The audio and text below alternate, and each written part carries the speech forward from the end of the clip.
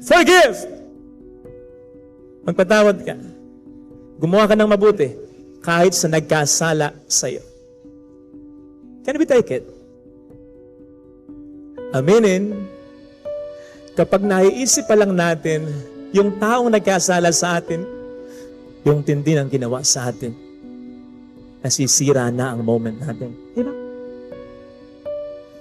Alam po ninyo, kapag ako'y nagpe-prepare ng homily para sa inyo, ako ang unang-unang tinatamaan ng piniprepare ko. Kasi habang nagpe-prepare ako nito, bigla akong naisip, naku! Kasi nga, eto yung sasabihin ko sa inyo. The moment I thought of this person, naisip ko, Lord, ito ba yun? Ito ba yung mamahalin ko? And suddenly, parang naisip ko, sumasagot si Lord, totoo.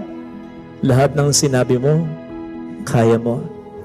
Itong mahalin ang kandidatong ito ang mag-isip ng mabuti para sa kapakanan niya. Kaya mo? Hindi! Yun ang kayanin mo para mas maging strong ang pananampalataya mo. Mahirap po ito, ha? Mahirap ito. Mahirap ito. Pero kakayanin natin kung magkakaroon tayo ng mentality ni David.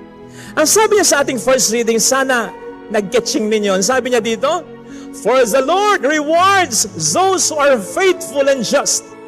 Ginagantimpalaan ng Panginoon ang taong tapat at matuwid, yung hindi humihilig sa pagkakasala anuman ang mangyayari. That's it. And mind you, yung blessing na iniisip ni David dito, hindi just, hindi basta-basta, kasi mahirap yung ginawa niya. Lahat ng mabuti na gawa, pleasing to God. Lahat ng mabuting gawa, nire-reward ni God. Lahat ng mabuting gawa, nakapagpapalalim, nakapagpapastrong ng ating pananampalataya. Pero sigurado ko, iba ang mabuting gawa sa ngalan ng pagpapatawad. Kasi mahirap yun. Sabi ko niya sa inyo kanina, di ba? Hindi natin nakasanayan yun. Because that is practically against our nature. Kaya nga kapag sinasabi sa iyong, patawarin mo na, anong sinasabi mo? Diyos ba ako? We attribute such forgiveness only to God. Kaya nga meron tayong kasabihan, to err is human, to forgive is divine. Hindi sinasabing, to share is divine. At kaya nga sinasabi sa ating gospel reading, when we forgive, we become more like sons and daughters of God. Tayo mas nagiging mga anak ng Diyos. At kaya nga, ito, pansinin po ninyo, ang sabi sa ating gospel reading, be merciful as your heavenly Father is merciful. Alam po ba ninyo ito? Mauulit ito sa ibang part ng gospel. Gospel according to St. Matthew 5:48. Dito ang sabi, be merciful as your heavenly Father is merciful. Kay Matthew, be perfect as your heavenly Father is perfect. Iniba lang yung salita. Bakit? Ang pinapakita dito, mercy is the perfection of God. Kaya kung gusto mong maging perfect, kung gusto mong mas maging ganap, kung gusto mong mas mapalapit sa Diyos, kung gusto mong mas maging tunay na anak ng Diyos, kung gusto mong mas lalong matuwa sa iyo ang Diyos, forgive. At dahil kapag when we forgive, tayo mas napapalapit sa Diyos, tayo mas magiging tunay na mga anak ng Diyos, hindi kalabisang sabihin that when we forgive, ang blessing ay hindi basta-basta. Ito'y malulubos, ito ay aagos, siksik, liglig, at umaapaw pa. And then it overflows. Hindi lang ikaw ang maapektuhan, kundi ang maraming tao. Kapag nag-stick ka to what is right, pero you are conquering evil with good, mas magkakaroon ng unity ang bansang ito. Kapag magpatawad ka, lang nagkasala sa iyo in the context lalong-lalo na ng isang pamilya, mas maraming mangyayaring maganda. Maniwala ka. O pwedeng dahil sa pagkapatawad mo sa mister mong nagkasala sa iyo, pwedeng mas magbago siya. Lalong-lalo na yung mga sumablay ng isang beses lang. Ito hindi naman talaga mga babaero to eh. Nasablay lang isang beses. Sinisigurado ko sa iyo, patawarin mo yan, magbabago yan. Sigurado ko. Halimbawa, nagkamali lang ng minsan ng misis mo, patawarin mo. Mas magbabago yan, maniwala. Mas mamahalin ka niya. Paano kung sa pagpapatawad mo, mas magbago nga yung tao? Paano kung sa pagpapatawad mo sa asawa mo, mas sumaya ang mga anak mo? Paano kung sa pagpapatawad mo sa kapatid mo, maging masaya ang mga kapatid mo at ang mga magulang mo?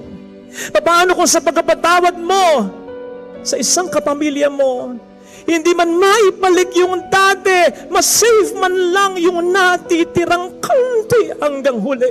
Ayaw mo ba yun? Paano kung sa pagpapatawad mo, hindi lang ikaw ang makapag-move on, kundi ang mga tao na nakapaligid sa'yo? Kesa nasa stuck ka sa nakaraan, sa kalungkutan, sa galit, wala nang ibang nadadagdag sa buhay mo, sa puso mo, kasi punong-puno na ng galit ito. Eto, i-gets nyo to, ha? Kasi madalas ang hindi makapagpatawad, talagang yung sinaktan ng masaklap. At madalas, yung hindi makapagpatawad, yung may kuman. Sino yung may kuman? Yung naging mabuting tao naman pero niloko. Yung naging mabuting kapatid o asawa naman pero niloko. Sinaktan. Sinong madalas na may kuman? Yung ayaw magpatawad. At sinusunod lang lahat. O sige, ayaw niya magpatawad. Sige, okay lang. Huwag natin i-pressure. Yung nagbibigay. Yung matinong magulang. Yung faithful na magulang pero niloko. Yung provider. Yung nagsusustentong anak, yung tumutulong sa kapatid, ito yung may kuman. Ayaw mo na, huwag nating i-pressure. Kasi siya yung nasaktan eh. Siya yung nagbibigay. Do you guys that? Kaya hindi rin makapag-move on ng lahat. Kasi po pwede mong sabihin, kung ikaw yung may command, kung ikaw yung matino, kung ikaw yung responsable, tapos niloko ka, sinaktan ka, sinaktan ako eh. Gagawin ko ang lahat. Hindi ko kayo pababayaan. Huwag niyo lang hilingin sa akin, patawarin ko ito. Do you guys that? Kasi sobra na yun eh. Sobra yung ginawa niya. Hindi naman ako nagkukulang sa inyo. Huwag niyo lang hilingin, patawarin ko siya. Kasi ako'y nasaktan talaga. Masyado na. Kapatid, ito, nang magturo sa atin ng panalangin ang Diyos na si Jesus, ang sabi niya, ganito daw ang sasabihin natin, bigyan mo kami ng aming kakanin sa araw-araw. Patawarin mo rin kami sa aming mga sala.